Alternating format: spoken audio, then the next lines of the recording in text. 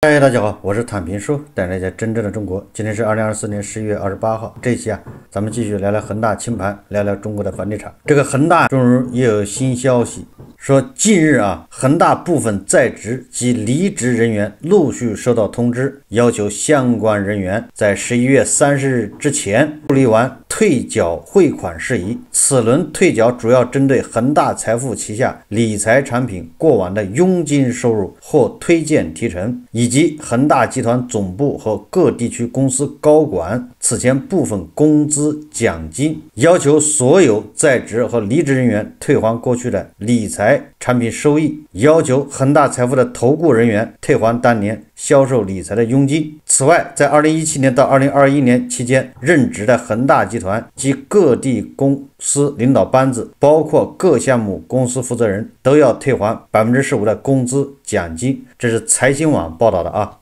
同时这个联合早报报道说数百名恒大投资者在深圳有组织的低调抗议。在恒大暴雷事件中蒙受经济损失的数百名中国投资者本周在深圳发起低调而谨慎的抗议，以有组织的集体行动向当局施压，要求提供对恒大调查的最新情况。路透社星期三，也就是昨天引述消息人士称，从星期一开始，超过500名前恒大投资者参与了在深圳的3组行动，这些活动均通过正式渠道合法表达诉求，以免激怒官方。其中一组人星期一访问了恒大总部所在区域的调查局，另一组人在星期二在深圳市公安局经济犯罪侦查局排队，第3组人星期三前往深圳市法院。每组行动的具体参与人数不明，在调查局外可见有数十人聚集，法院附近也有几十人。参与者说他们以一种不会被视为重抗议，可能招致警方处理的方式，一个接一个的到达这些政府机构的前台。过去一段时间，中国接二连三发生无差别针对公众的报复社会事件，当局对社会紧张情势保持高度警惕，正着力防范与化解各种潜在风险。一名要求匿名的参与者说一旦我们现在不发声，就再也没有机会了。这个《华早报》这个报道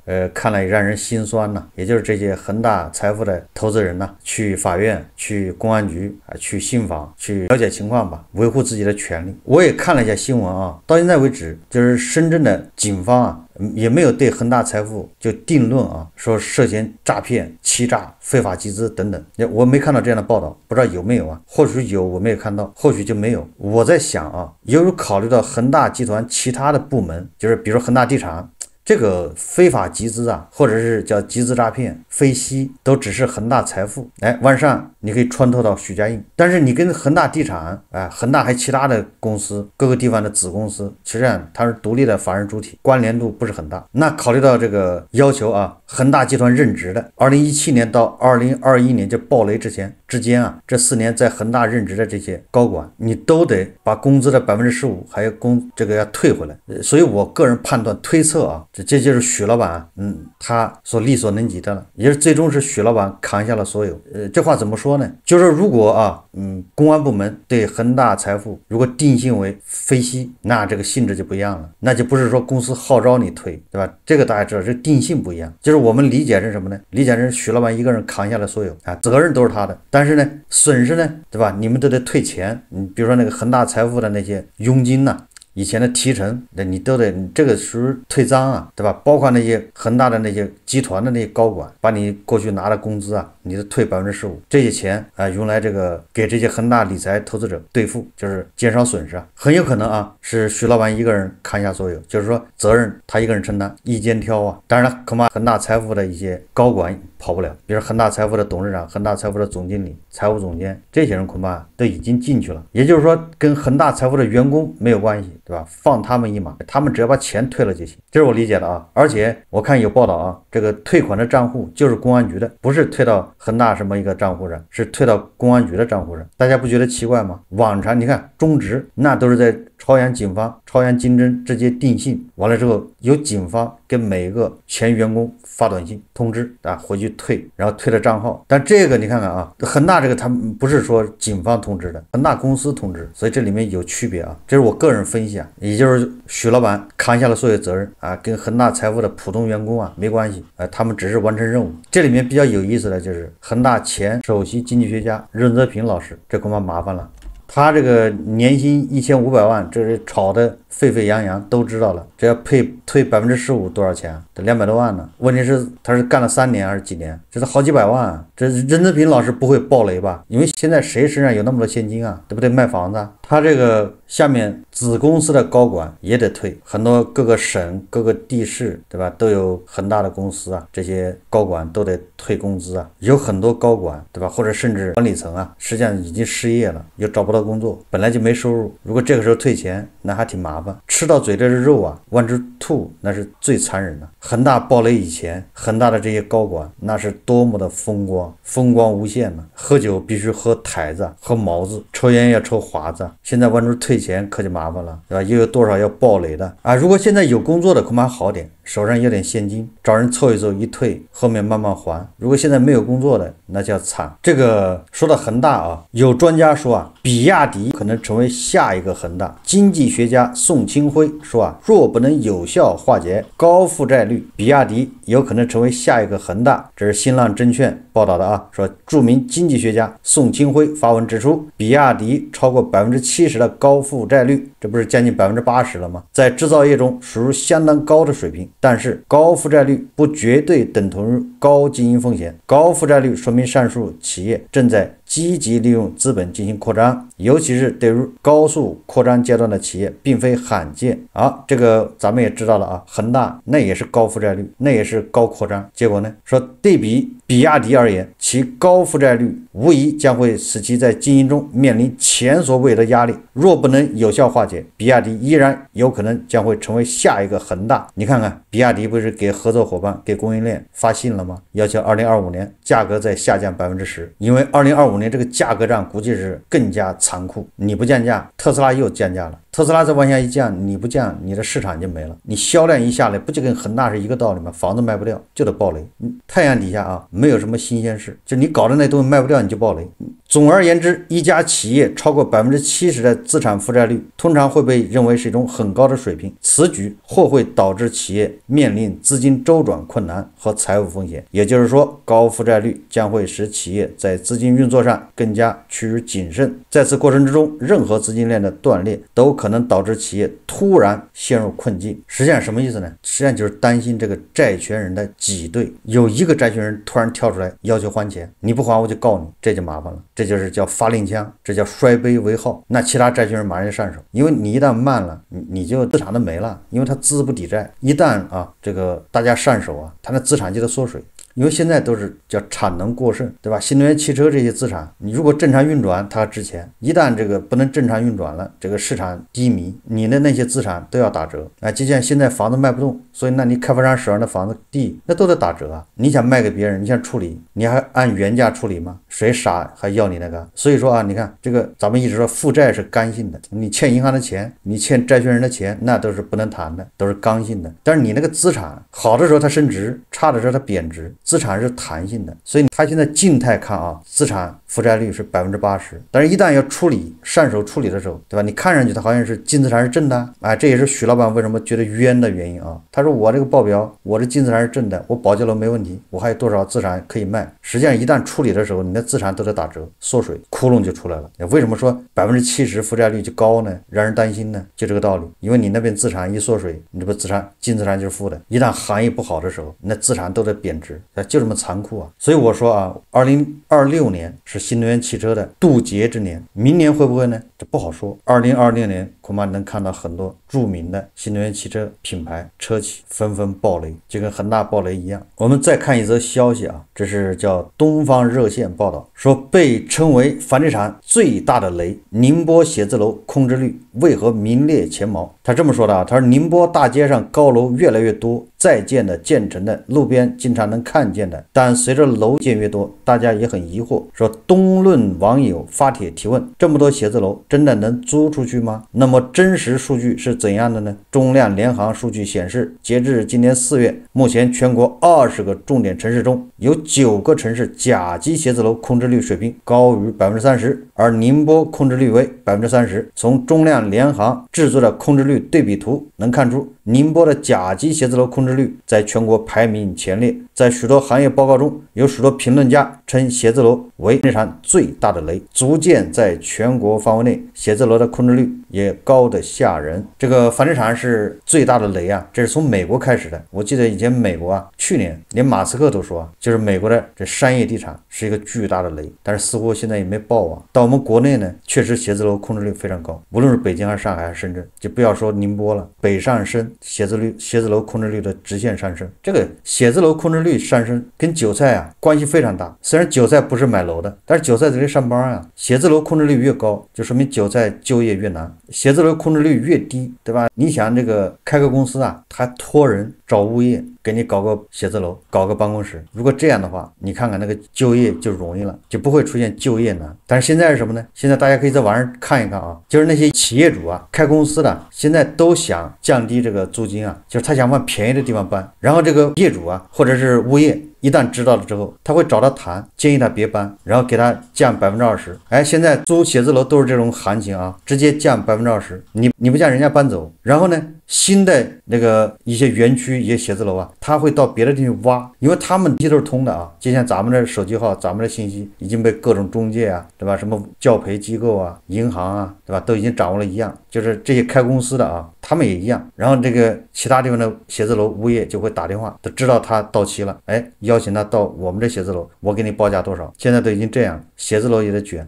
为什么卷呢？就因为租不出去啊，因为大量的企业都关门不玩了。你看那个万金的写字楼成片的空出来，所以说对韭菜来说啊，写字楼空置率一高，就业就难。现在难得啊，是房东和这个物业主动降价，留住一个是一个。这个南方都市报报道啊，说这个 OPPO 啊，杭州总部停工。刚才咱们说的写字楼啊，那个 OPPO 杭州总部就是写字楼。为什么停工呢？原定于2027年投入使用。说近日有消息称 ，OPPO 位于杭州的 OPPO 全球移动终端研发总部 O 型塔项目建设进度停滞。对此，截至发稿， OPPO 公司和余杭区未来科技城、海创园管委会均未回应。最近一次进度公告是2022年6月，浙江杭州未来科技城公众号发文称，截至目前 ，OPPO 全球移动终端研发总部项目 TRD 和原挖桩施工均已完成，正在进行工程桩施工中，已完成60%。2年半过去了，没有动静。不过，从今年年中开始，已有声音传出 ，OPPO 全球移动终端研发总部项目已经停工。8月，有网友透露，该项目基坑已经开挖，并且工程桩施工已完成，但是2年过后，现场仍只有基坑。11月27日，南都湾财社记者通过高德卫星地图发现，目前该地段仍未见主体结构。有网友在哲理办官方平台咨询 OPPO 全球移动终端总部项目建设进展，余杭区未来科技城管委会回该项目因方案调整需要暂时停工。什么意思呢？这个就是2方面原因啊，一个写字楼空置率太高，你自己盖不如租，你盖了之后你租不出去，这都是麻烦事。这个凸显啊，杭州现在这个就业市场恐怕也是问题。杭州啊，这个企业也面临重大问题，也就是说，这管中窥豹啊，可见一斑，一叶知秋啊。大家想一想啊，如果这个写字楼供不应求，那这 OPPO 啊，就是打破脑袋，他也不得把这楼盖出来，马上就能产生现金流，对吧？你一盖好，马上就被人整栋租走了。一般的像 OPPO 这样的啊，盖的总部写字楼，他一般自己用一部分，还有一部分用出租，一般的是这么干啊。这是第一个。第二个，恐怕也说明 OPPO 本身现金流也有问题，还是缺钱。大家记得吧？好像是上半年阿里把那个什么未来城还是什么地方的土地啊，本来那地方建阿里什么全球什么中心都给退掉了，阿里把地都退回去了。你这个 OPPO 把地基挖好了，坑挖好了，后面卡在那儿，几个意思，某种程度上也说明这个 OPPO 资金链有问题，资金压力非常大。所以说来说去啊，这都是说明这个就业市场不太好。OPPO 是这个国产手机里面还是不错的，就几大品牌之一嘛，对吧？连它这个资金链都有问题，房子盖一小半不盖了吗？你也不好说它是烂尾，但它确实停了2年。这些啊，对这个过气网红城市杭州那都是不祥之兆啊。如果 OPPO 的业务发展的好，现金流充裕，那这个楼早盖起来了，而且里面人都坐满了，已经这里面人一坐满，这些人都要买房子，那对杭州楼市是不是个正向作用？但是现在你看看，我看有媒体啊统计了啊，这个各个城市啊商铺租金的价格，它的单位是每天每平米，跟这个2021年相比啊，这个郑州下降是最大，它是下降了38%，单价是2块5毛6。上海下降呢是24%，单价是6块2毛3。北京是单价是7块3毛3，下降10.3%。深圳是6块05分，下降了16%。重庆下降28%，广州下降11.5%，杭州下降11.6%。说明什么呢？你看商铺租金也是大幅下降，商铺租金下降就说明这个实体店日子过得难了。看了这些数据之后啊，我们再看看啊，这个经济学家马冠远他对这个应该是高盛还是瑞银啊，说咱们2025年房地产还要下跌25%。这个马冠远呢，他认为这个国外机构啊说的不准确、不科学。大家看视频啊。我最近看到一个国卫的投行啊，这个高盛啊做预测说，中国房地产2025年还要下跌25%啊！我看到这个预测的时候，真的让我大吃一惊啊！因为中国房地产事实上，我们从数据本身来讲，无论是房地产的开发投资，还是房地产的销售等等，房地产的主要指标，在过去3年的时间里边，我们讲其实是已经跌过头了啊。比如说房地产的销售啊，那今年还没有结束啊，但是从目前的整个销售的数据来看的话啊，应该说，如果说能达到，比如说销售额能达到9万亿。啊，销售面积能达到9亿平，已经是非常不容易了。这跟2021年高点时候比，已经是腰斩了。其实中国房地产的很多指标都腰斩了，只是很多人不知道而已。那么如果再往下跌25%，意味着什么？再往下跌25%，意味着跌去了3%了。所以我说，我们对很多机构的这种信口开河的预测，我们一定要提高警惕啊！一定要警惕，就这种预测本身不一定对，但是它的这个吸引眼球作用，对整个市场的影响作用非常非常大。众所周知，房地产的走势受很多很多的影响啊！你比如说，我们说现在整个中国房地产整个的政策啊，该出的政策我们一直讲，该出的政策都出了，下一步就是慢慢的房地产市场完成一个筑底，完成一个这个止跌，然完成一个回稳的过程。当然也跟中国经济下一步的发展关系很大。就中国经济下一步的发展啊，下一步中国经济的走势对整个房地产的影响非常大。你怎么能够肯定的讲，就说2025年中国房地产要下跌25%呢？我想下跌25%，这个是1年的时间下跌25%，无论从房价来讲，从房地产其他指标来讲，都是非常非常可怕的。所以我对这个结论本身，首先我们从结论本身的科学性来讲的话，它起码是不科学的。第二个，从房地产目前的整个走势来看的话，我们说整个指标慢慢的在收窄啊，慢慢的收窄。我们不排除2025年中国房地产还会遇到一些，比如说受中国经济影响、受国际环境影响这些因素，但是总体指标本身下跌的幅度，我认为已经极为有限啊，已经极为有限。最起码来讲的话，在2025年1年的时间里边下跌25%，那是一个极小的概率啊，所以我们对整个市场的预测，机构也好，还是专家也好，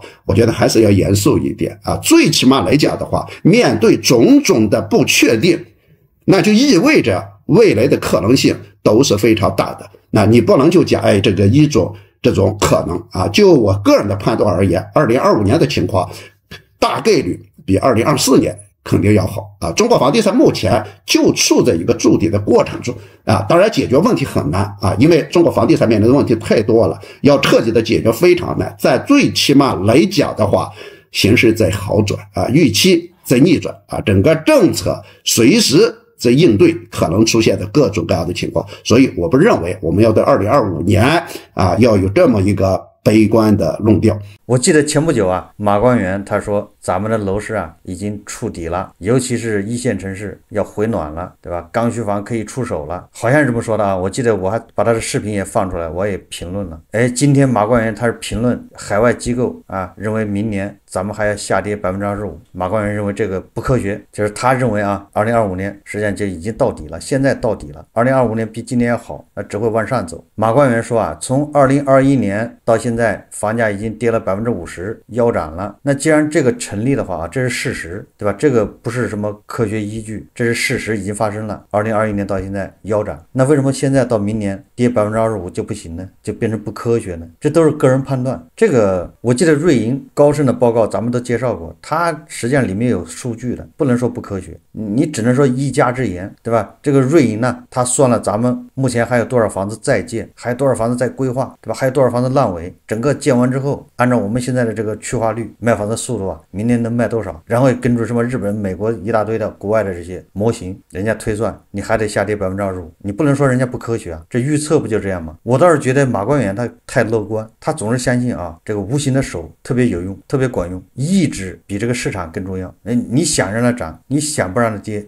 它就不跌，忽略了这个市场的作用。刚才咱们看了，你看各个地方写字楼那么惨，租金下跌那么厉害，就业这么难，你房价你现在这个价格谁买得起？没人买得起，你怎么稳得住，对吧？现在每个人感觉的是，对吧？信心比较差，因为身边都是失业的、降薪的，什么时候轮到自己，恐怕也很快。在这种情况下，你让谁去接盘，对吧？在这个价格，当然了，这些海外机构呢，他的观点也会变，对吧？以前说的是 L 型复苏，一看这个政府要出政策了，出大招了，他马上一说 V 型复苏，他就换了。一看这个出的招不及预期，好像没有引起反响，他马上又说还要跌25%。就确实啊，这些海外机构说法也在变，但是我觉得判断简单一点，就是但你感觉到身边都好起来了，大家的收入好像稳住了，大家也不再担心没工作了，大学生找工作相对容易了，这个时候房子肯定稳住了。其实很简单。再说了啊，你往远处看，人口下降这是不争的事实，断崖式下跌，未来房子肯定是，除非你的经济增长非常快，